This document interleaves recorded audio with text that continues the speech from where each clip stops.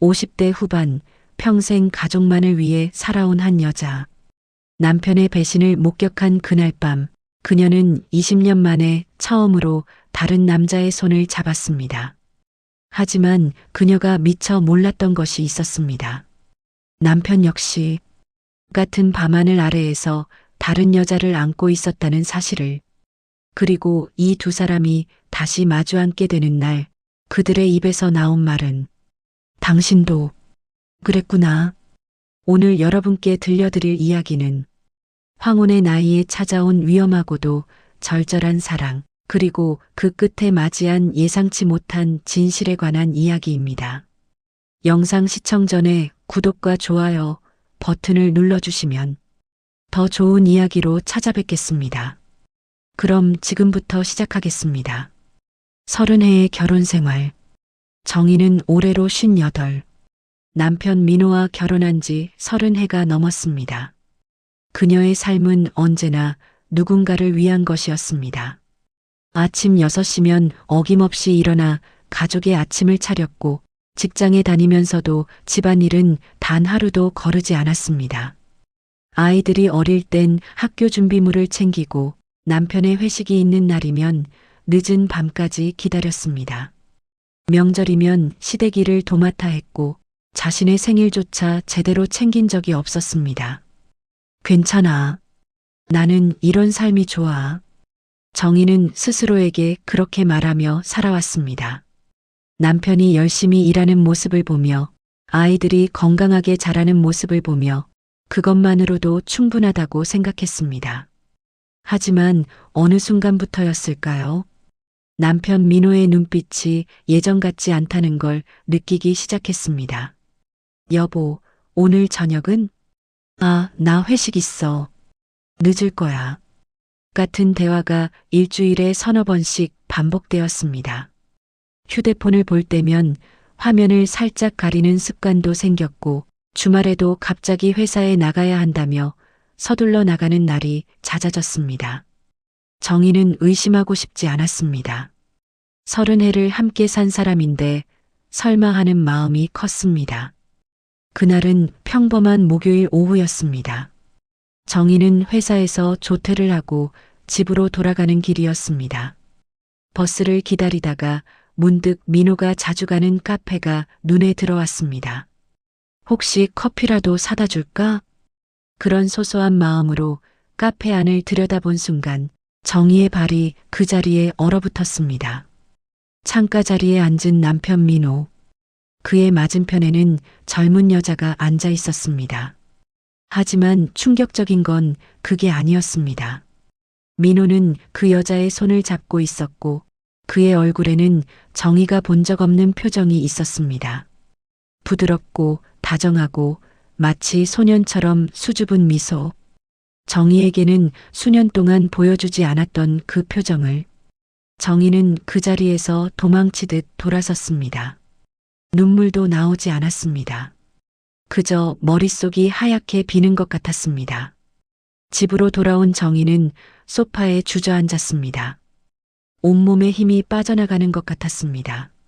나는 뭘 위해 이렇게 살아온 걸까? 30해 동안 참아온 것들이 주마등처럼 스쳐 지나갔습니다. 먹고 싶은 것도 참고 하고 싶은 것도 미루고 가족을 위해 모든 것을 희생했던 시간들. 그런데 그 시간의 끝에 남은 건 남편의 다정한 미소를 다른 여자가 받고 있는 모습이었습니다. 그날 밤 민호가 집에 들어왔을 때 정희는 아무 말도 하지 않았습니다. 따지거나 울 기력조차 없었습니다. 그저 무덤덤하게 저녁을 차리고 설거지를 하고 방으로 들어갔습니다. 민호는 그런 정희의 변화를 전혀 눈치채지 못했습니다. 아니, 눈치채지 않으려 했을지도 모릅니다. 다음 날부터 정희는 회사에서 돌아온 후에도 집에 오래 있기가 힘들었습니다. 남편의 얼굴을 보면 그날의 장면이 떠올라 숨이 막혔습니다. 그래서 시작한 것이 동네 문화센터의 요가 수업이었습니다. 몸과 마음의 균형을 찾는 시간이 될 거예요. 요가 강사 태준의 첫 인사는 그렇게 시작되었습니다. 태주는 40대 중반쯤 되어 보이는 남자였습니다. 키가 크고 마른 체형에 차분하고 부드러운 목소리를 가진 사람. 그의 수업은 격하지 않았고 강요하지도 않았습니다. 천천히 자신의 호흡에 집중하세요. 오늘 하루 무엇이 힘들었는지, 무엇이 괴로웠는지 그 모든 것을 내려놓는 시간입니다. 정희는 그 말에 위로를 받는 것 같았습니다. 수업이 끝나고 나면 몸보다 마음이 한결 가벼워지는 느낌이었습니다. 처음 몇 주는 그저 그랬습니다. 조용히 수업을 듣고 집으로 돌아가는 일상. 하지만 한 달쯤 지났을 때 변화가 생겼습니다. 처음 느낀 떨림. 그날은 유난히 몸이 굳어있던 날이었습니다. 전날 밤 민호와 차가운 대화를 나눈 탓이었습니다. 요즘 왜 그래? 무슨 일 있어? 아니, 아무것도. 그래.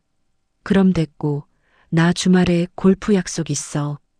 그 짧은 대화 속에서 정희는 자신이 남편에게 얼마나 무의미한 존재가 되었는지 느꼈습니다. 수업 중에 태준이 정희에게 다가왔습니다. 정희님, 어깨가 너무 굳어 있어요. 제가 좀 풀어드릴게요. 태준의 손이 정희의 어깨에 닿는 순간 정희는 깜짝 놀라 몸을 움찔했습니다. 아, 죄송해요. 불편하셨나요? 아니에요, 괜찮아요. 하지만 정희의 심장은 이상하게 빠르게 뛰고 있었습니다. 태주는 조심스럽게 정희의 어깨 근육을 풀어주기 시작했습니다. 그의 손길은 전문적이고 정확했지만 동시에 어딘가 따뜻하고 부드러운 느낌이 있었습니다. 정희님은 태준이 낮은 목소리로 말했습니다. 몸보다 마음이 더 지쳐 있어 보이세요. 그 순간 정희의 눈에서 눈물이 핑 돌았습니다. 남편에게서 단 한 번도 들어본 적 없는 말. 힘들어 보여. 괜찮아? 쉬어도 돼. 그런 말들을 정희는 30해 동안 들어본 적이 없었습니다. 그런데 이제 막 몇 주 알게 된 요가 강사가 그녀의 지친 마음을 알아봐 준 것입니다. 괜찮으세요? 태준이 걱정스러운 목소리로 물었습니다. 네, 괜찮아요. 고맙습니다. 정희는 억지로 미소를 지으며 대답했습니다. 하지만 그날 이후 정희의 마음속에는 작은 파문이 일기 시작했습니다. 조금씩 깊어지는 감정. 다음 수업부터 정희는 태준을 다르게 보기 시작했습니다. 그의 목소리, 그의 미소, 그의 손짓 하나하나가 이상하게 가슴에 와닿았습니다. 태준 역시 정희에게 조금 더 신경을 쓰는 것 같았습니다. 오늘은 좀 나아 보이시네요. 정희님, 이 동작은 이렇게 하시면 더 편하실 거예요. 수업 후에 차라도 한잔 하시겠어요? 근처에 좋은 카페가 있어요.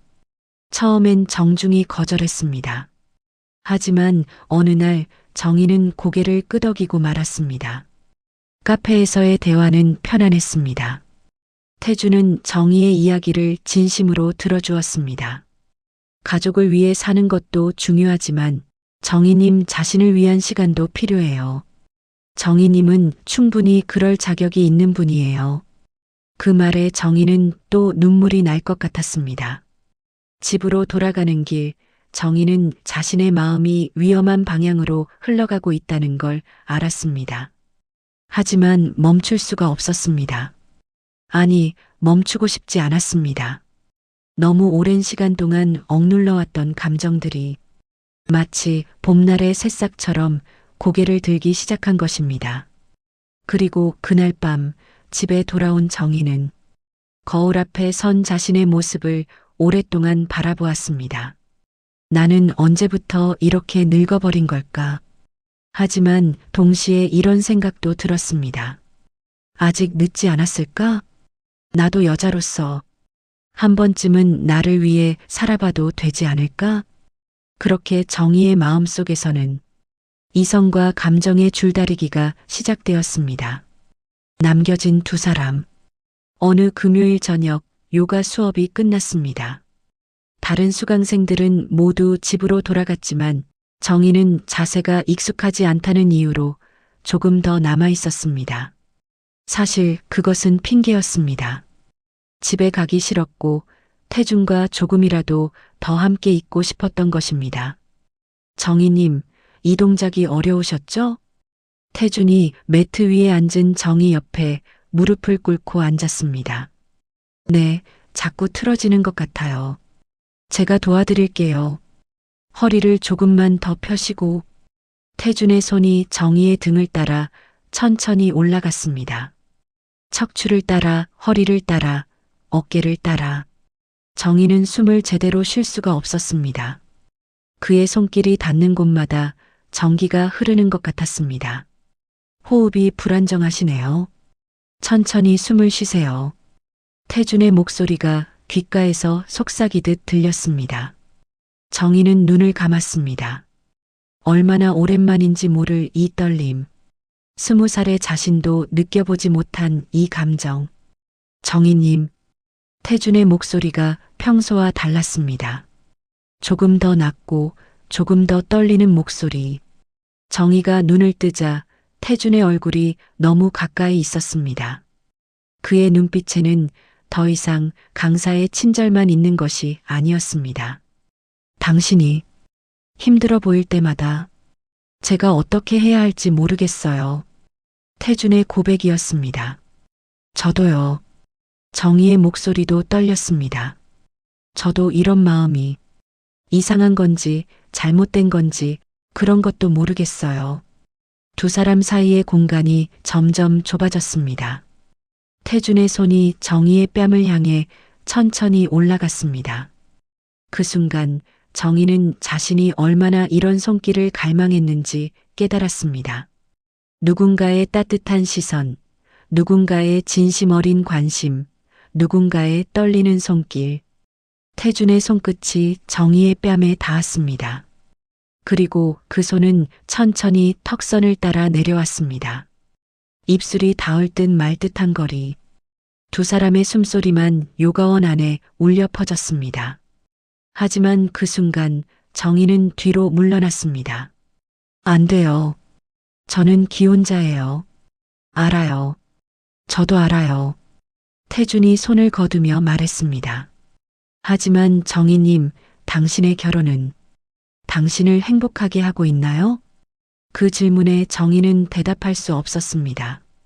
위험한 제안. 며칠 후 태준이 조심스럽게 말을 꺼냈습니다. 정희님, 이번 주말에 제가 아는 조용한 곳이 있어요. 바다가 보이는 작은 펜션인데 거기서 잠시 우리 둘만의 시간을 가져보시겠어요? 정희는 그 말을 듣는 순간 가슴이 철렁 내려앉았습니다. 저는 잘 모르겠어요. 무리하시지 않아도 돼요. 그냥 제 마음을 전하고 싶었을 뿐이에요. 태준은 더 이상 강요하지 않았습니다. 하지만 그날 밤 정희는 잠을 이룰 수 없었습니다. 옆에서 자는 남편을 바라보았습니다. 언제부터인가 등을 돌리고 자는 남편. 한 번도 손을 잡고 자지 않는 남편. 이 사람은 나를 사랑하기는 하는 걸까? 문득 그런 의문이 들었습니다. 다음 날 아침 남편 민호가 말했습니다. 나 이번 주말 골프 약속 있어. 1박 2일로. 정희는 그 말을 듣는 순간 결심했습니다. 나도 친구들이랑 여행 가기로 했어. 하지만 정희는 더 이상 혼자만 참을 수 없었습니다. 주말 아침 정희는 간단한 짐을 챙겨 집을 나섰습니다. 마치 도망치듯, 마치 자유를 향해 걷듯. 태준은 약속 장소에서 차를 몰고 나와 있었습니다. 오셨네요. 태준의 미소는 밝았지만 어딘가 긴장한 기색도 보였습니다. 차 안은 조용했습니다. 음악도 틀지 않았고 대화도 거의 없었습니다. 하지만 이상하게 불편하지 않았습니다. 때때로 태준의 손이 기어를 바꾸다가 정희의 무릎을 스쳤고 그럴 때마다 정희의 심장은 두근거렸습니다. 2시간쯤 달렸을까 바다가 보이기 시작했습니다. 다 왔어요. 펜션은 한적한 해변가에 자리 잡고 있었습니다. 방에 들어서자 넓은 창으로 바다가 한눈에 들어왔습니다. 경치가 정말 좋네요. 정희가 창가에 서서 말했습니다. 정희님이 좋아하실 것 같았어요. 태준이 짐을 내려놓으며 말했습니다. 두 사람은 한동안 말없이 바다를 바라보았습니다. 파도 소리만 방 안을 가득 채웠습니다. 정희님, 태준이 정희에게 천천히 다가왔습니다. 오늘 하루만큼은 누구의 아내도 누구의 어머니도 아닌 그냥 정의 씨로만 있어도 돼요. 그 말이 정희의 마지막 방어선을 무너뜨렸습니다. 정희는 천천히 돌아서서 태준을 바라보았습니다. 그리고 처음으로 자신이 먼저 그에게 다가갔습니다. 태준의 손이 정희의 허리를 감쌌습니다. 정희의 손은 그의 어깨에 얹어졌습니다. 두 사람의 입술이 천천히 가까워졌습니다. 되돌릴 수 없는 밤. 그날 밤 펜션의 작은 방에서 정희는 50년 인생에서 처음으로 나라는 사람을 느꼈습니다. 누군가의 아내도 누군가의 엄마도 아닌 그저 한 명의 여자로서. 태준의 손길은 조심스러웠지만 진심이 담겨 있었습니다. 그는 정희를 마치 깨지기 쉬운 도자기처럼 다뤘습니다. 아름다워요. 태준이 속삭였습니다. 정희는 부끄러웠지만 동시에 행복했습니다. 이런 말을 들어본 것이 얼마 만인지 기억조차 나지 않았습니다. 창밖으로는 파도 소리가 들렸고 달빛이 방 안을 은은하게 비쳤습니다.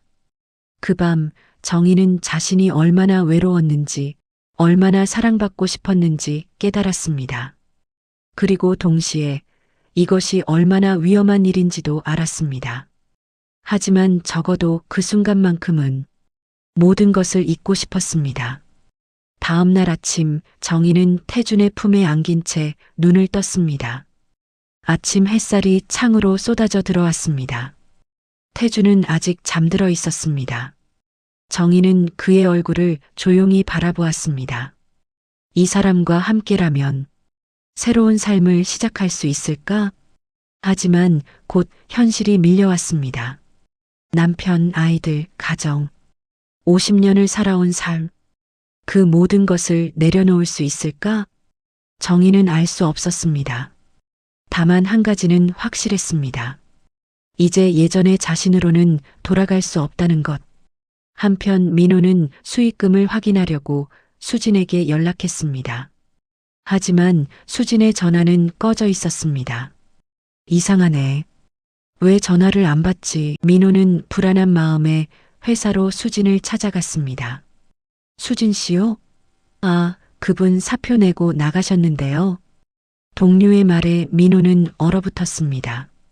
언제요? 일주일 전쯤? 갑자기 급한 일이 생겼다고. 민호는 급히 투자회사에 연락을 시도했습니다. 하지만 그곳 역시 연락이 닿지 않았습니다. 며칠 후 민호는 경찰서를 찾아갔습니다. 투자 사기인 것 같습니다. 피해자가 당신뿐이 아니에요. 경찰의 말에 민호는 무너져 내렸습니다. 2천만 원. 30년 동안 모은 비상금. 정희에게도 말하지 않았던 돈. 그 돈이 모두 사라진 것입니다. 민호는 자신이 얼마나 어리석었는지 깨달았습니다. 사랑이라고 착각했던 것은 계산된 사기였고 자신은 그저 이용당한 것뿐이었습니다. 고백의 순간, 일주일 동안 민호는 집에 제대로 들어오지도 않았습니다. 회사에서도 멍하니 있는 시간이 많았고 혼자 술을 마시고 늦게 들어오는 날이 계속되었습니다. 정희는 남편의 이상한 행동을 눈치챘습니다. 무슨 일 있어요? 요즘 너무 이상해요. 아무것도 아니야. 민호는 고개를 돌렸습니다. 하지만 정희는 더 이상 참을 수 없었습니다. 다른 여자 있죠? 정희의 직설적인 질문에 민호는 깜짝 놀라 정희를 바라보았습니다. 뭐라고? 나 봤어요. 당신이 다른 여자랑 호텔 앞에서 있는 거. 민호의 얼굴이 하얗게 변했습니다. 그게 아니, 아니긴 뭐가 아니에요. 나도 다 알아요. 정희의 목소리는 떨렸지만 단호했습니다. 민호는 더 이상 변명할 수 없다는 것을 깨달았습니다. 미안해. 민호의 입에서 나온 첫 마디였습니다. 회사 동료였어. 수진이라고. 나는 그 사람한테 완전히 속았어. 민호는 모든 것을 털어놓기 시작했습니다. 수진과의 만남, 그녀에게 느꼈던 감정, 그리고 투자 사기로 돈을 잃은 것까지. 이야기를 듣는 정희의 얼굴은 점점 굳어갔습니다. 얼마나 잃었어요? 2천만 원. 뭐? 정희는 믿을 수 없다는 표정을 지었습니다. 미안해. 정말 미안해. 민호는 고개를 숙였습니다. 그의 어깨가 떨렸습니다. 50년을 살면서 아내 앞에서 이렇게 무너진 적이 없었습니다. 정희의 고백. 정희는 한동안 말이 없었습니다. 분노해야 할까, 동정해야 할까? 자신도 비슷한 일을 하고 있으면서 남편을 비난할 자격이 있을까? 당신만 그런 게 아니에요. 정희가 조용히 말했습니다. 뭐, 나도 다른 사람을 만나고 있었어요. 이번엔 민호가 충격을 받을 차례였습니다. 무슨 소리야? 요가 강사, 태준이라는 사람이에요. 한 달 전에 그 사람이랑 주말에 펜션도 갔었어요. 정희의 고백은 담담했습니다. 당신이 다른 여자 만나는 걸 봤을 때 나도 이미 다른 사람에게 마음이 가 있었어요. 민호는 아무 말도 할 수 없었습니다. 두 사람은 마주보며 긴 침묵을 이어갔습니다. 우리 언제부터 이렇게 된 거야? 민호의 목소리가 떨렸습니다. 잘 모르겠어요. 어쩌면 아주 오래전부터였을지도 몰라요. 정희도 눈물을 흘리기 시작했습니다. 서로에게 무관심했고 서로의 외로움을 몰랐고 그래서 우리 둘 다 다른 곳에서 위로를 찾았던 거죠. 긴 밤의 대화. 그날 밤 두 사람은 밤새도록 이야기를 나눴습니다. 30년 결혼 생활에서 처음으로 진솔한 대화였습니다. 나는 당신이 나를 사랑하는지 모르겠었어. 정희가 말했습니다. 언제부터인가 우리는 그냥 같이 사는 사람이 된 것 같았어요. 당신은 나를 여자로 보지 않았고 나도 당신에게 남자로서의 매력을 느끼지 못했어요. 민호는 고개를 끄덕였습니다. 나도 마찬가지였어.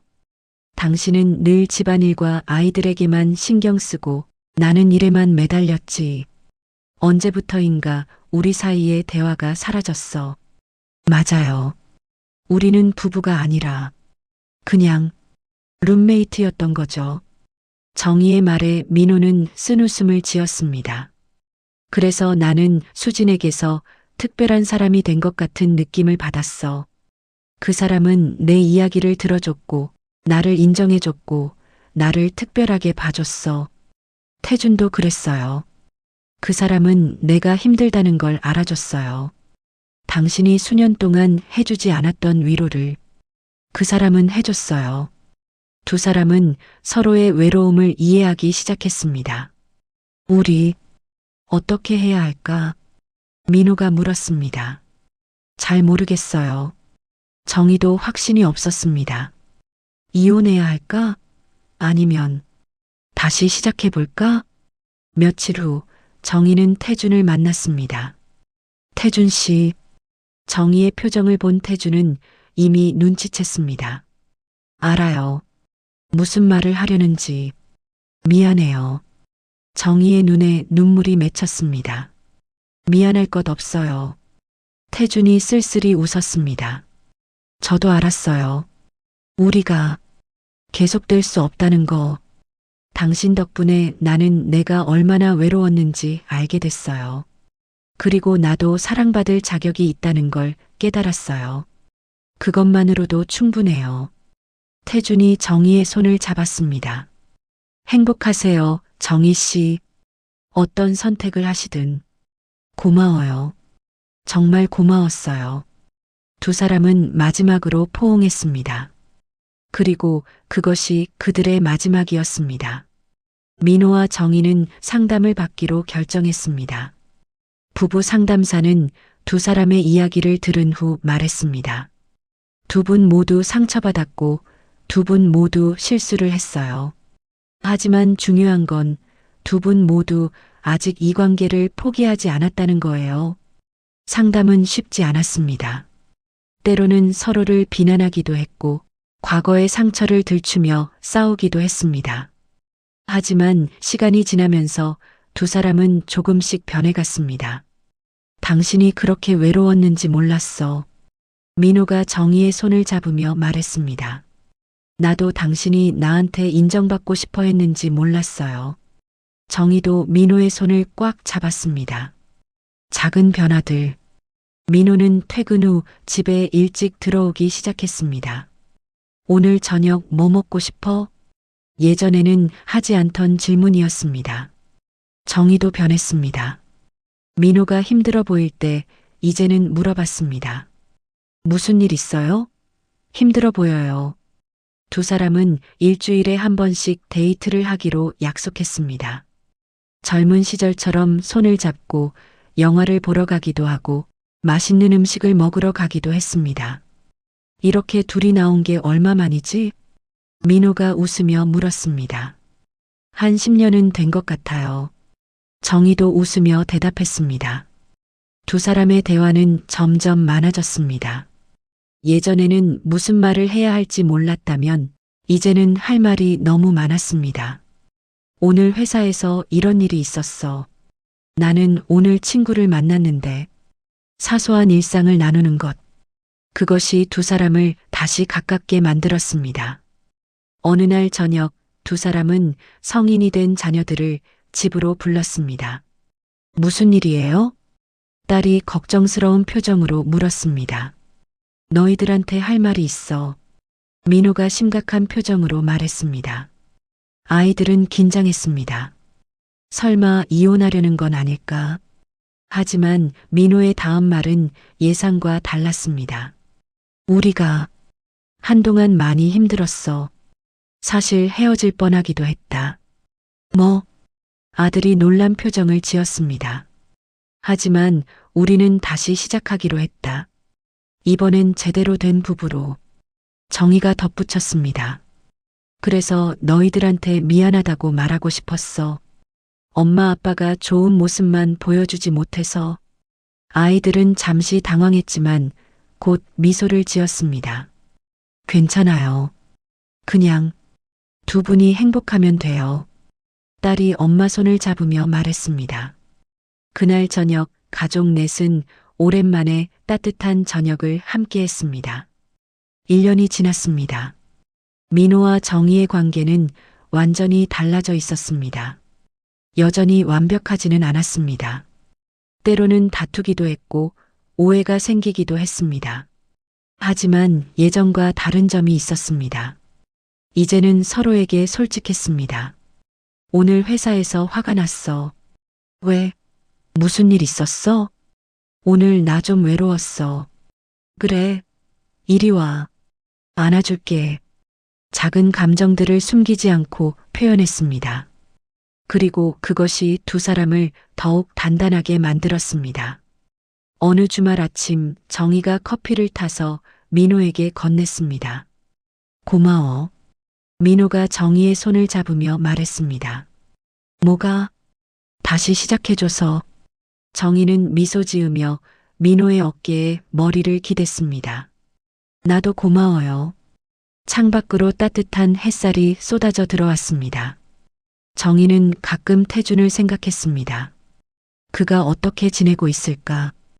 행복하게 살고 있을까? 태준과의 시간은 정희에게 큰 깨달음을 주었습니다.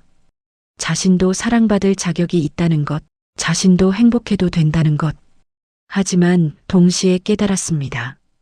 진짜 사랑은 순간의 열정이 아니라 오랜 시간을 함께 견뎌내는 것이라는 것을.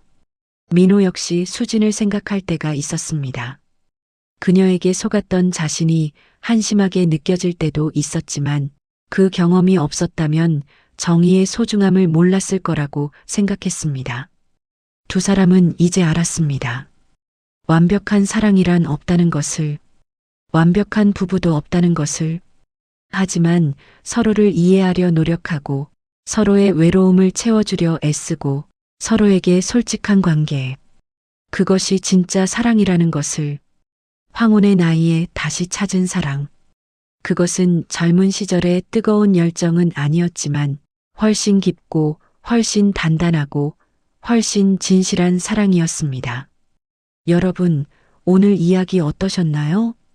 50년을 살아온 두 사람이 황혼의 나이에 다른 사람을 만나고 그 과정에서 서로의 소중함을 깨닫는 이야기였습니다.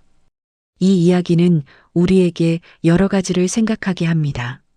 사랑은 나이가 들어도 끝나지 않는다는 것. 하지만 사랑을 유지하기 위해서는 노력이 필요하다는 것. 그리고 무엇보다 서로에게 솔직하고 관심을 가져야 한다는 것. 여러분의 소중한 사람에게 오늘 작은 관심이라도 표현해 보는 건 어떨까요? 오늘 힘들었어? 뭐 먹고 싶어? 사랑해. 이런 작은 말 한마디가 관계를 살리는 가장 큰 힘이 될 수 있습니다. 오늘 영상이 도움이 되셨다면 구독과 좋아요, 알림 설정 부탁드립니다. 다음에는 더 좋은 이야기로 찾아뵙겠습니다. 감사합니다.